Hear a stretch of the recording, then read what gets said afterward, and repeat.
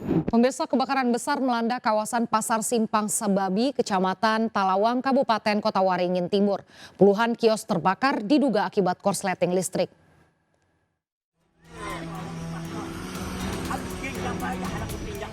Kebakaran sejumlah kios di kawasan Pasar Simpang Sebabi, Kecamatan Talawang menimbulkan kobaran api besar yang membumbung tinggi.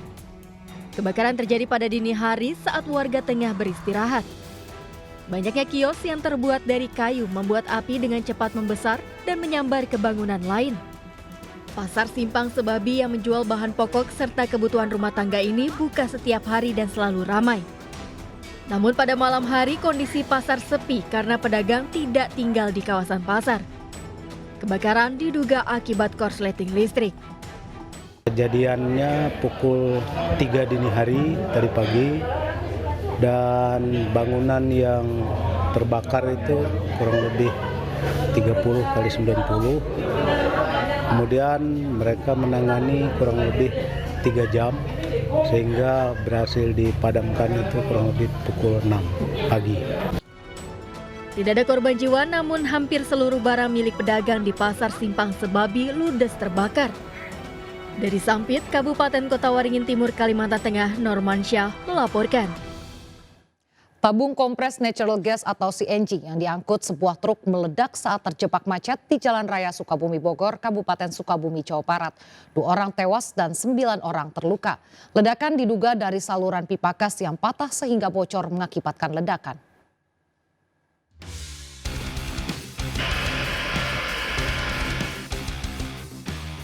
Detik-detik ledakan terekam kamera pengawas CCTV. Tabung kompres natural gas CNG yang diangkut sebuah truk tiba-tiba meledak saat truk terjebak macet di Jalan Raya Sukabumi Bogor, Kampung Lodaya, Kabupaten Sukabumi. Dalam rekaman terlihat mobil minibus warna biru yang ditumpangi korban tewas serta pengendara motor yang terjebak macet.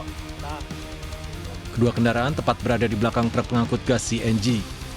Korban tergeletak di jalan. Seorang penumpang minibus dan seorang pengendara sepeda motor tewas, sementara 7 orang terluka. Hujan deras mengakibatkan longsor menimpa perkampungan di Kecamatan Sodong Hilir, Tasikmalaya, Jawa Barat. 54 orang warga dari 17 kepala keluarga terpaksa mengungsi di Balai Pertemuan.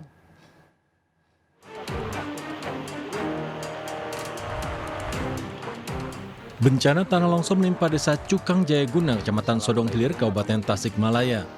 Tebing setinggi 100 meter, longsor menimbun rumah warga.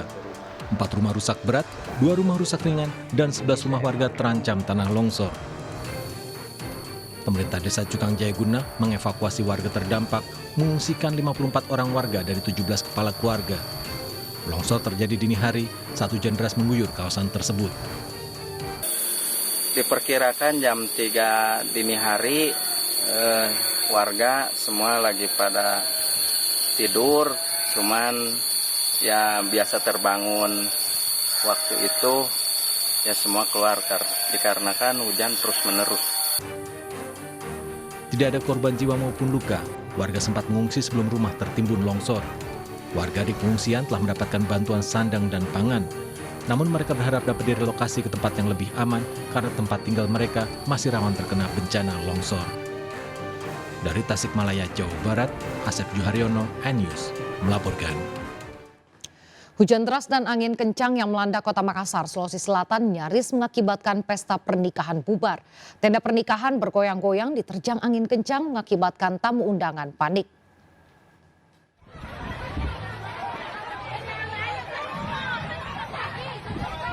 Hujan deras dan angin kencang menerjang sebuah pesta pernikahan di kawasan Sudiang, Kecamatan Biringkanaya, Kota Makassar. Sebagian tenda rusak, tenda utama berukuran besar bergoyang-goyang nyaris roboh. Para tamu undangan panik berusaha menghindari tiang tenda yang nyaris roboh tersebut. Meski diterjang hujan deras, resepsi pernikahan tetap berlangsung dengan hikmat.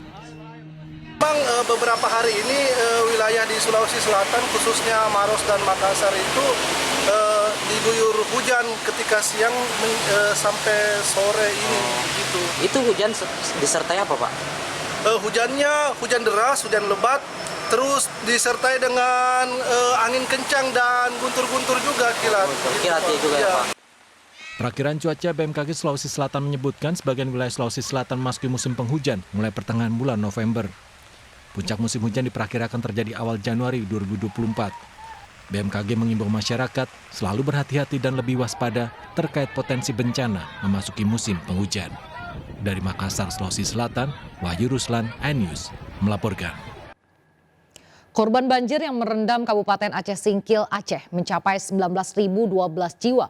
Lapak jualan hancur terbawa banjir dan kantor KPU turut terendam banjir.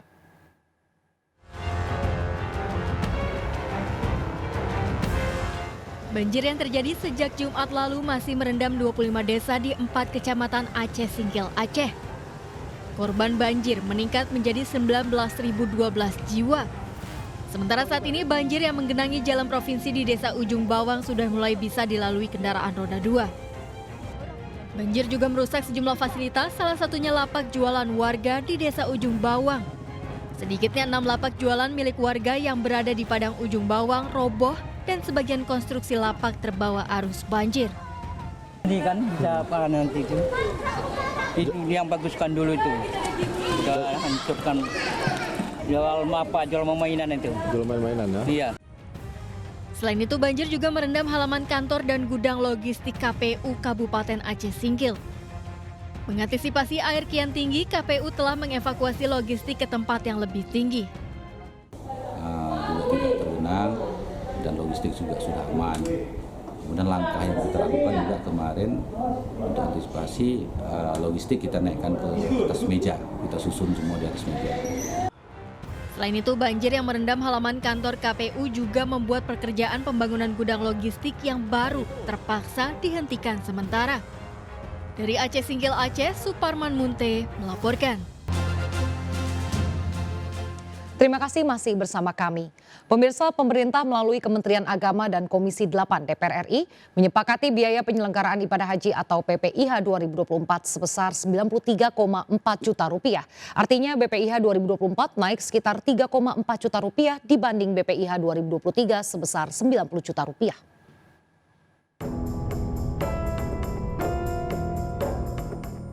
Kementerian Agama dan Komisi 8 DPR RI akhirnya menyepakati biaya penyelenggaraan ibadah haji atau BPIH tahun 2024 menjadi 93,4 juta rupiah.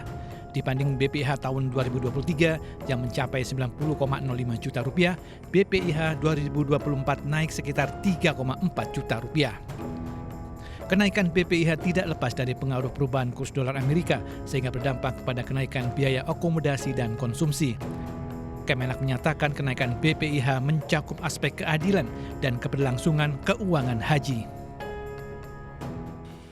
Besaran rata-rata biaya penyelenggaraan ibadah haji atau BPIH tahun 1445 Hijriah 2024 Masehi, sebagaimana tadi sudah disampaikan oleh Saudara Ketua, untuk jamaah haji reguler per jamaah sebesar 93.410.286 rupiah, yang terdiri dari BPIH rata-rata per jamaah sebesar Rp56.046.172 atau 60%, dan penggunaan nilai manfaat per jamaah sebesar Rp37.364.114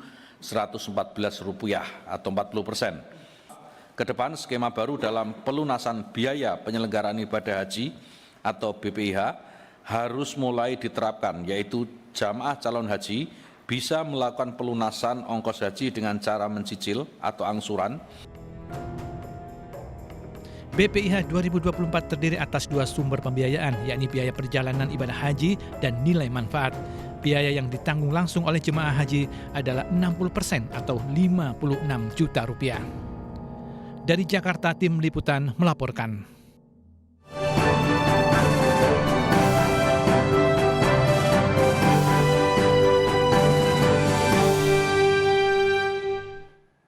Pemirsa, pasangan Capres dan Cawapres nomor urut 3, Ganjar Pranowo dan Mahfud MD, memulai masa kampanye dari 2 daerah paling ujung timur dan ujung barat Indonesia. Ganjar memulai kampanye hari pertama di ujung timur Merauke, Papua, sementara Mahfud MD memulai kampanye dari Sabang, Aceh.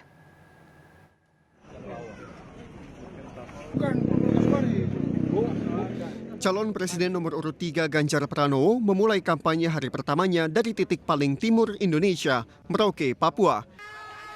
Tiba di Bandara Udara Mopah, Merauke, Ganjar disambut dengan tarian adat Papua, Tari Asmat oleh suku Asmat Papua. Ganjar juga disambut oleh tokoh adat yang memasangkan mahkota suku Asmat. Ganjar melanjutkan perjalanan menuju kampung Waninggap Nanggo di distrik Semangga, Merauke. Namun sayang, infrastruktur jalan tidak sesuai harapan warga. Beberapa kali terdengar teriakan penuh semangat dari massa berharap Ganjar bisa memenangkan pemilu. Distrik Semangga menjadi titik pertama yang dikunjungi Ganjar selama kampanye di daerah paling timur Indonesia. Di sini Ganjar berdialog bersama warga setempat dan mendengarkan keluh kesah terkait permasalahan yang dihadapi.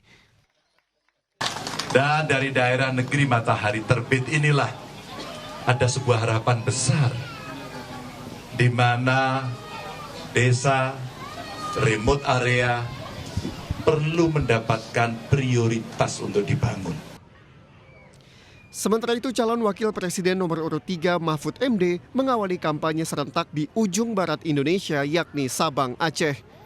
Warga Sabang menyambut dengan antusias kehadiran cawapres pendamping Ganjar Pranowo ini. Mahfud disambut oleh tokoh agama desa setempat dengan upacara adat dan tarian sambutan. Sama halnya dengan Ganjar, Mahfud menyampaikan program unggulan yakni 1 desa, 1 vaskes, 1 nakes, dan program meningkatkan kesejahteraan guru mengaji hingga tenaga pendidik keagamaan lainnya. Ganjar Mahfud juga berkomitmen terhadap pemerataan kualitas pendidikan nasional. Karena kami tahu di Aceh ini ada puluhan bahkan ratusan ribu itu guru-guru ngaji yang mengabdi kepada bangsa dan negara, kepada rakyat, untuk mendidik masyarakat dalam nasionalisme, dalam ekonomi, politik, dan sebagainya. Sehingga kami punya unggulan nanti guru-guru ngaji ini akan kami beri perhatian khusus. Kampanye Ganjar Mahfud dimulai dari ujung timur dan barat Indonesia sebagai simbol persatuan Indonesia. Dari Merauke, Papua, dan Sabang, Aceh, Tim Liputan iNews melaporkan. Pemirsa, kampanye yang dimulai dari ujung timur dan ujung barat Indonesia yang dilakukan Ganjar Pranowo dan Mahfud MD disebut menjadi upaya dalam mewujudkan sila ketiga, yakni persatuan Indonesia. Tim pemenangan nasional Ganjar Mahfud bertekad membangun perekonomian dari desa demi desa.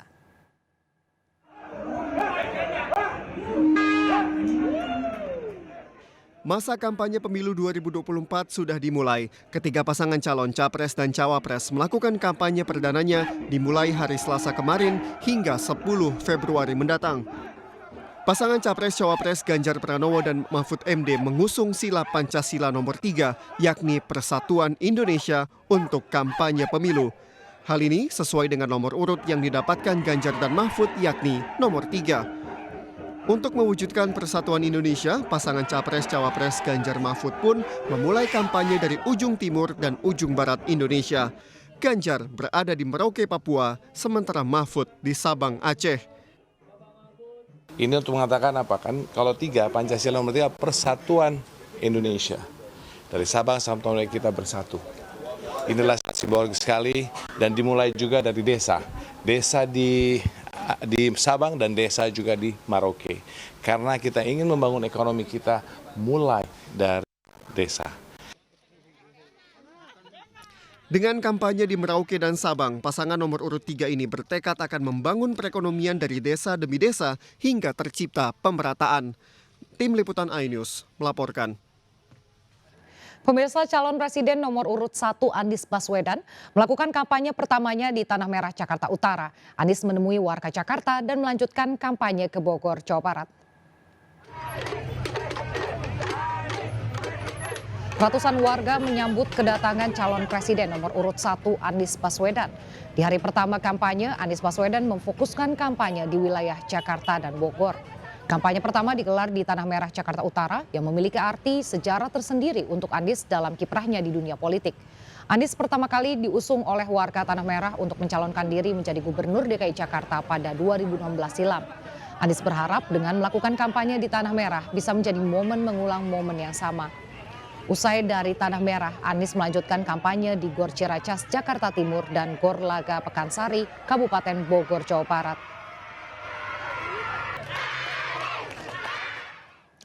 Pemirsa, calon presiden nomor urut 2 Prabowo Subianto memulai kampanye pemilu presiden 2024 dengan menyerahkan bantuan kemanusiaan untuk Palestina. Bantuan senilai 5 miliar rupiah disalurkan melalui pemerintah Palestina dan berbagai NGO.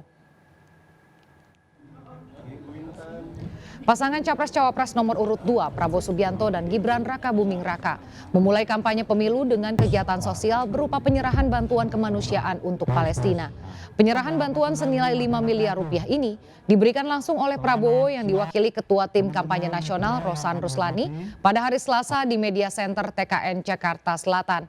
Bantuan yang diberikan ini berupa bantuan langsung maupun tidak langsung. Bantuan disalurkan melalui pemerintah Palestina serta berbagai non-government organization atau NGO. Sebagai perwakilan Palestina, bantuan dari Prabowo ini diterima oleh CEO Yayasan Persahabatan dan Studi Peradaban sekaligus tokoh perjuangan Palestina, Dr. Ahed Abu Al-Atta. Sementara itu, sebagai Menteri Pertahanan Republik Indonesia, Prabowo Subianto juga mengirimkan kapal rumah sakit terapung ke Palestina. Pemirsa, masa kampanye dimulai ruas jalan strategis seperti di Bogota hingga di Bali. Juga dihiasi video kampanye Capres-Cawapres melalui Videotron. Kampanye menggunakan Videotron agar ide dan gagasan bisa dilihat secara utuh oleh masyarakat.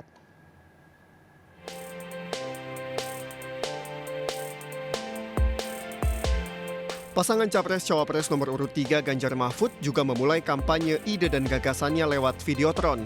Seperti yang tampak di sejumlah ruas jalan di ibu kota seperti sekitar Kompleks Gelora Bung Karno.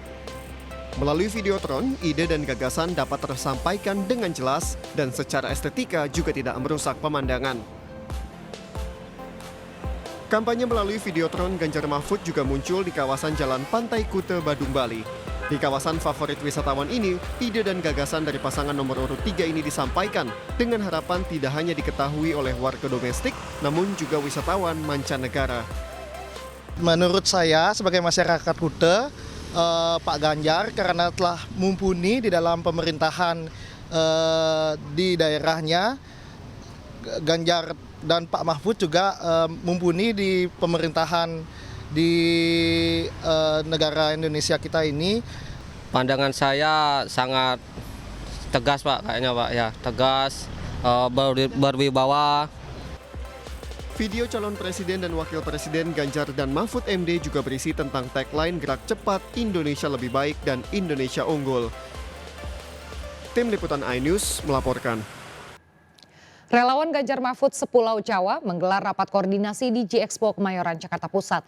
Para relawan menyatakan kesiapan mereka memenangkan pasangan Ganjar Mahfud serta melawan kecurangan pada Pilpres 2024.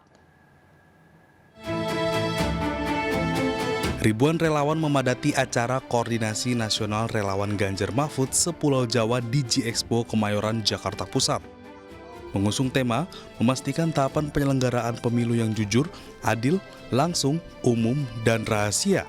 Rakornas dihadiri Ketua Umum PDIP Megawati Soekarno Putri, Ketua Umum Partai Perindo Haritanu Sudibyo, Wakil Ketua P3 Amir Uskara, hingga Ketua TPN Ganjar Mahfud Arsyad Rashid. Ketua Umum PDIP dan para pemimpin parpol koalisi Ganjar Mahfud MD membakar semangat relawan dengan mengajak bersama-sama melawan kecurangan Pilpres 2024. Kita lihat kalau ada yang dicurangi, kalau tidak boleh namanya lapangannya, kalau itu namanya kultur orde baru yang Ibu alami pada waktu. Ganjar Mahfud tidak ada beban masa lalu. Ganjar Mahfud memiliki pengalaman yang lengkap. Pak Ganjar, DPR RI 2 periode, gubernur 2 periode. Legislatif sudah, eksekutif juga sudah. Dan Jawa Tengah yang penduduknya nomor 3 paling besar di Indonesia. Kemudian Pak Mahfud lengkap ditambah yudikatif, pernah sebagai ketua MK, menteri, udah bolak-balik sejak zaman Gus Dur, anggota DPR juga pernah. Sehingga secara pengalaman mereka berdua itu tidak perlu kita ragukan. Ingat, Indonesia tidak boleh dibawa ke spekulasi. Rakornas relawan menjadi salah satu gerakan nyata Ganjar Mahfud untuk memadukan kesamaan pandangan yang dinamis dan terukur untuk memenangi kontestasi pemilu 2024. Dari Jakarta, Esra Ambarita, Damar Wicaksono, iNews melaporkan. Terima kasih masih bersama kami. Pemirsa, unjuk rasa buruh di kantor Bupati Tangerang, Banten berujung ricuh. Masa menolak rekomendasi upah minimum kabupaten kota sebesar 1,64%. Saling dorong hingga nyaris baku hantam terjadi saat massa buruh berupaya merangsek masuk ke dalam kantor bupati di Kecamatan Tiga Raksa, Kabupaten Tangerang, Banten, Senin malam. Petugas Satpol PP dan polisi menghalangi massa buruh yang ingin menemui PJ Bupati usai rapat pleno kenaikan UMK. Buruh menolak rekomendasi kenaikan UMK sebesar 1,64% karena sebelumnya mereka menuntut kenaikan UMK minimal 12%.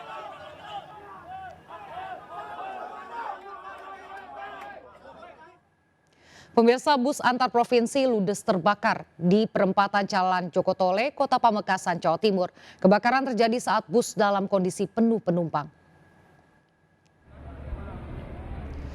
Petugas berupaya memadamkan api yang membakar bus double decker jurusan Jakarta Madura di perempatan Jalan Joko Tole, Kota Pamekasan, Jawa Timur. Kebakaran terjadi saat bus sedang berhenti di lampu merah. Bus yang akan menuju Sumeneb tersebut langsung menepi saat api mulai membesar. Sopir, kernet, serta penumpang langsung diamankan di Polres Pamekasan untuk dimintai keterangan. Penyebab kebakaran masih diselidiki polisi. Tidak ada korban dalam kebakaran, namun kerugian mencapai miliaran rupiah.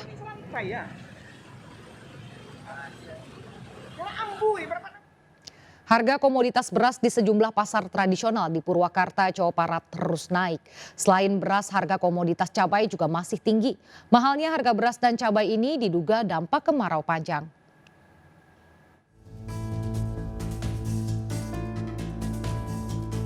Di Pasar Rebo Purwakarta, Jawa Barat, harga beras terus naik.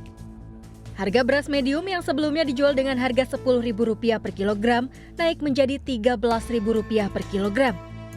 Sementara beras kualitas premium naik dari Rp13.000 per kilogram menjadi Rp14.500 per kilogram.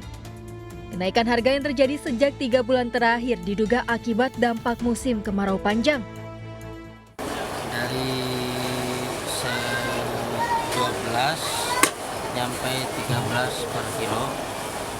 Itu beras apa, Pak? Buat yang beras ukuran medium. Medium. Normalnya berapa? Normalnya antara 10.000 sampai 11.000.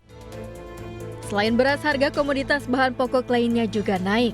Untuk cabai rawit merah dari Rp60.000 per kilogram menjadi Rp100.000 per kilogram. Harga cabai rawit hijau dari Rp59.000 per kilogram naik menjadi Rp70.000 per kilogram. Harga cabai keriting merah dari Rp60.000 per kilogram menjadi Rp80.000 per kilogram. Sementara cabai merah besar mengalami kenaikan 100% dari harga Rp40.000 per kilogram menjadi Rp80.000 per kilogram. 1 kilo, 2 kilo, kalau sekarang jadi 1 kilo, 1,5 kilo begitu. Apa jadi kurangi, ya apa aja. Beras juga, biasanya beli 2 liter sehari, sekarang menjadi 1 liter. Para pedagang dan pembeli berharap pemerintah segera menggelar operasi pasar. Dari Purwakarta, Jawa Barat, Irwan melaporkan. Pemirsa, dukungan terus mengalir untuk Palestina yang menjadi korban serangan Israel. Seruan boikot produk yang dinilai pro-Israel lantas bergema di seluruh dunia termasuk di Indonesia. Namun apa dampaknya terhadap perekonomian di tanah air? Berikut liputannya.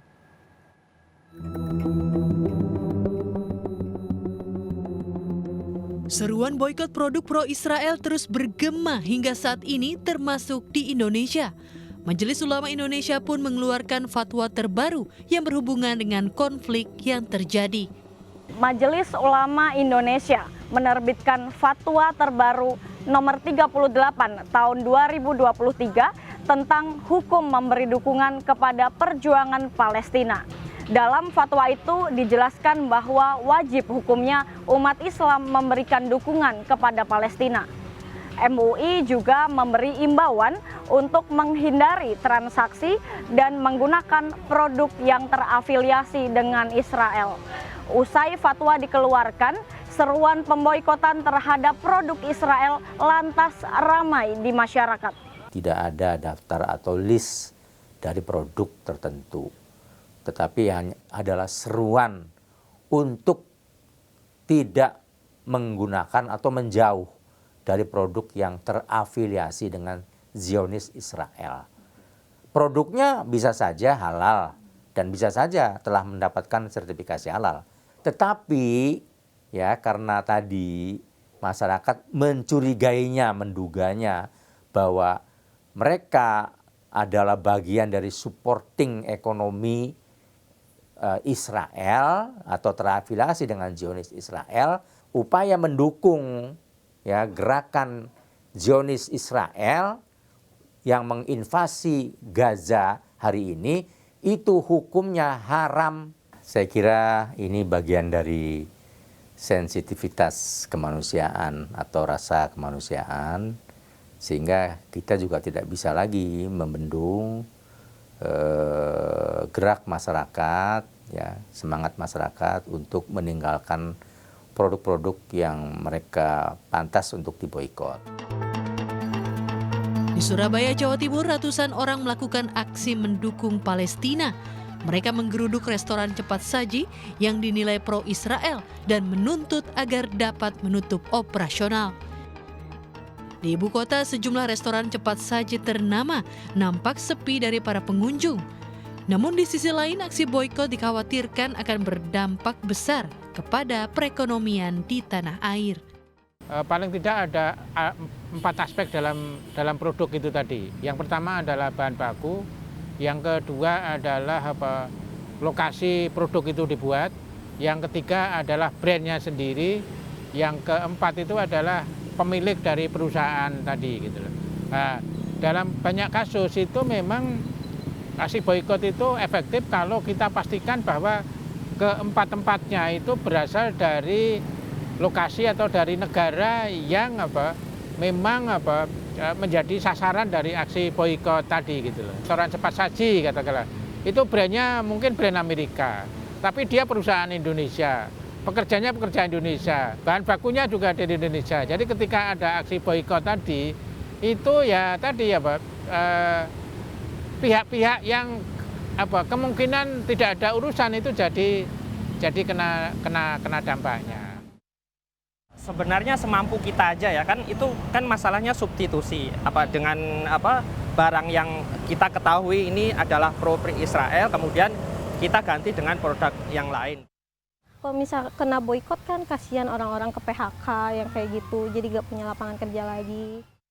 Contoh seperti saya pernah kerja di produk mereka, salah satu produk mereka. Saya keluar karena dengan isu-isu yang zaman dulu waktu itu saya pernah kerja di restoran, produk-produk mereka saya keluar, pasti Tuhan akan mengganti pekerjaan yang lain. Pasti ada jalannya. Aksi boikot hingga kini cukup berpengaruh terhadap produk-produk yang menjadi sasaran. Namun, seperti apa solusi pemerintah agar tak menimbulkan masalah baru seperti akan adanya gelombang pemutusan hubungan kerja atau PHK di Indonesia? Dari Jakarta, Giselia Nurrahma, Suryali Santoso, dan Dipo Andi Muharom melaporkan. Pemirsa, sebuah sekolah di kawasan Cilandak, Jakarta menghadirkan kelas edukasi yang unik. Konflik antara Palestina dan Israel menjadi materi yang disampaikan kepada anak-anak.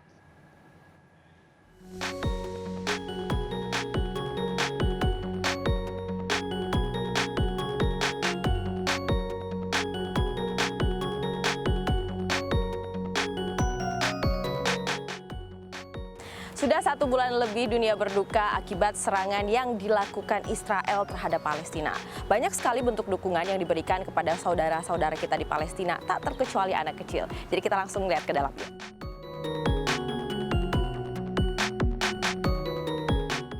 Dengan antusias, puluhan anak-anak ini mengikuti rangkaian kegiatan bertajuk Children of Palestine di kawasan Cilandak, Jakarta Selatan.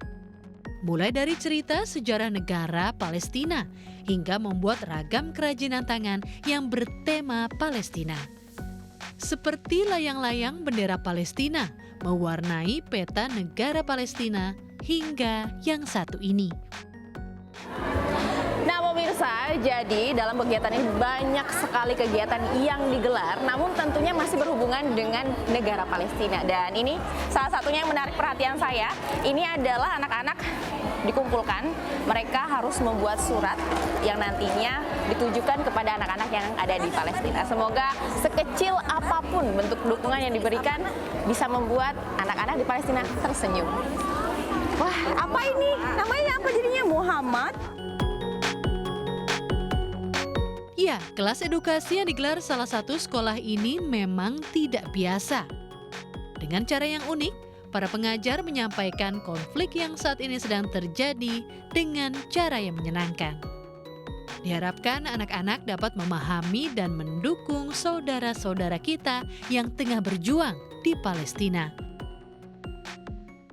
Kita berusaha menyampaikan ke anak-anak dengan bahasa anak-anak, membuat mereka mengerti bahwa di sana ada anak-anak juga yang seumuran mereka tapi tidak bisa merasakan keamanan, kenyamanan, kesenangan seperti yang mereka rasakan di sini. Kegiatan yang diikuti anak-anak berusia 3 hingga 12 tahun ini disambut antusias para peserta termasuk orang tua. Harapannya ya, jadi anak-anak kita tahu gimana caranya solidaritas, terus tahu harus tolong-menolong sesama umat muslim terutama, terus jadi makin jadi makin mengetahui banyak tentang dunia di luar selain di Indonesia. Mewarnai, bikin gelang, bikin not. Seru. Senang nggak di sini? Senang. Yang menarik, kegiatan ini juga menghadirkan Market Day, di mana anak-anak menjual bermacam-macam barang yang hasilnya akan disumbangkan untuk Palestina. Donasi tersebut akan disampaikan lewat Mercy, sebuah organisasi sosial kemanusiaan. Nah pemirsa, Market Day menjadi salah satu kegiatan donasi yang dilakukan oleh anak-anak dalam kelas edukasi ini. Selain memang diajarkan tentang kepedulian sesama, tentu saja antusiasme dari para peserta dalam kegiatan ini juga harapannya dapat menular untuk anak-anak yang ada di Palestina. Dan begitu pun sebaliknya, semangat dan juga rasa pantang menyerah dari anak-anak Palestina juga diharapkan bisa menjadi modal sebagai semangat untuk anak-anak di tanah air. Semoga konflik ini cepat selesai dan dunia kembali damai seperti sedia kala. Dari Jakarta, saya Ayu Pratiwi dengan juru kamera Jamie Jasin melaporkan. Pemirsa, PT MNC Kabel Mediacom atau MNC Play bekerja sama dengan PT Indosat Ooredoo Hutchison dan Asianet by Lightstorm Group Company. Dalam kerjasama tersebut, Indosat resmi mendapatkan 300.000 pelanggan MNC Play dan Asianet mengakuisisi jaringan fiber to the home.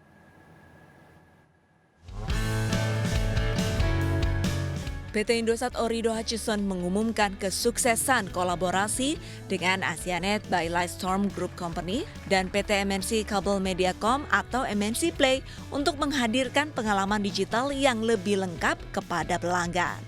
Dalam kolaborasi ini, disepakati 2 transaksi korporasi dalam acara Closing Ceremony of Asset Purchase Agreement di Park Hyatt Hotel Jakarta.